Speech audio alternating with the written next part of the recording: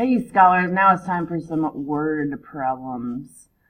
Alright, I'm going to help you set these two up and then I'll let you work them out. Example number 3. A flight across the U.S. takes longer east to west than it does from west to east. Why is that? Because you're going against the wind, man. Yeah, most wind travels from west to east, like the weather goes from west to east, based off of those wind patterns. So when you go from east to west, it takes you longer. Assume that the winds are constant in the eastward direction. When flying westward, the headwind decreases the airplane speed.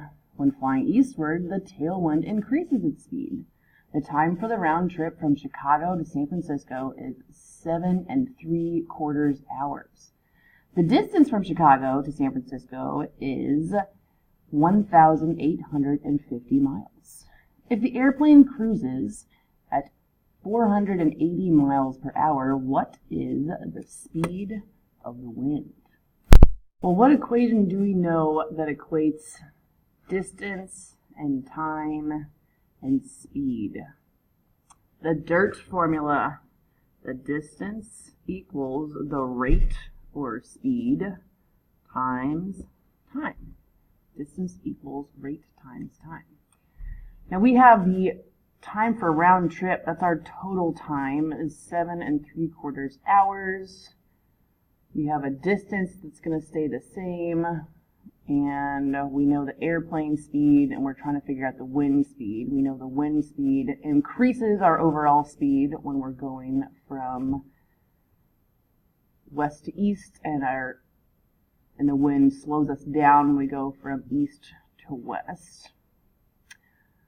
So let's rearrange this equation so that we can equal it to time, our total round trip time. So if we rearrange this equation to get t by itself, we'd divide by r on both sides and get t equals d over r. Again, d is the distance and r is the rate, aka the speed.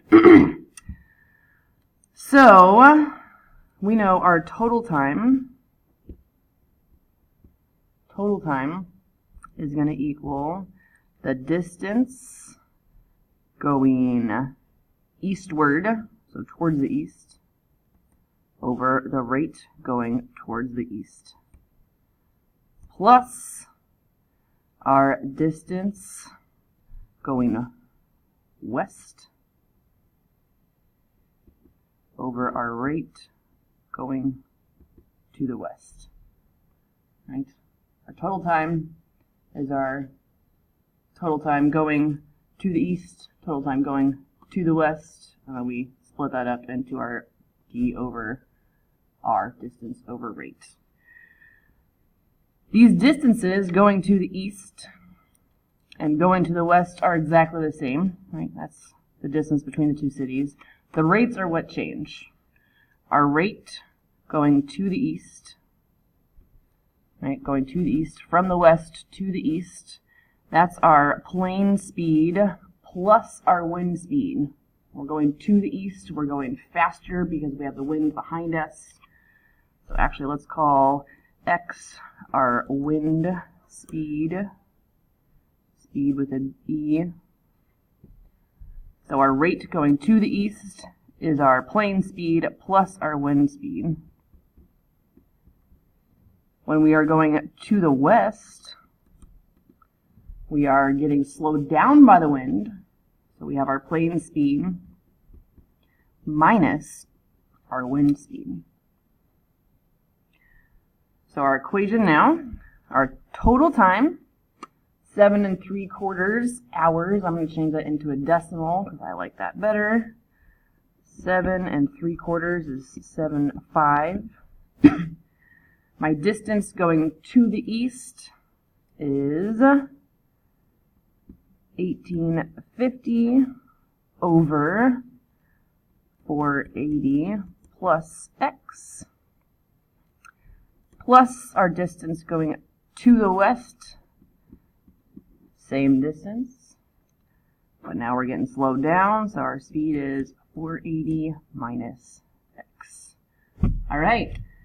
Now you have a rational equation, which you can find your least common denominator for, and do some solving. Cool, cool. Yeah. You will be getting some sort of a quadratic here, so make sure that's happening with you. Okay. Let's look at example number 4. The tank filling questions. One pump can fill a tank with oil in 4 hours. A second pump can fill the same tank in 3 hours.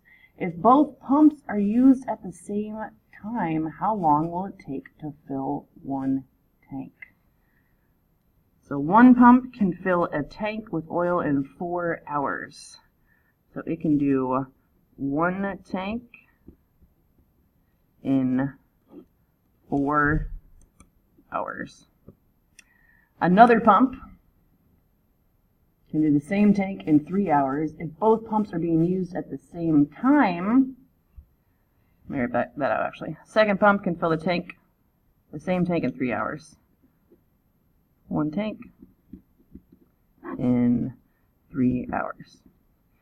If both pumps are used at the same time, how long will they take to fill the tank? So if they're both working at the same time, you need to add those guys together. How long will it take to fill that same tank? That one tank? Well, we can call that sucker T. There you go. There's your rational equation. You need to do some solving. All right, go get it, scholars. Work hard.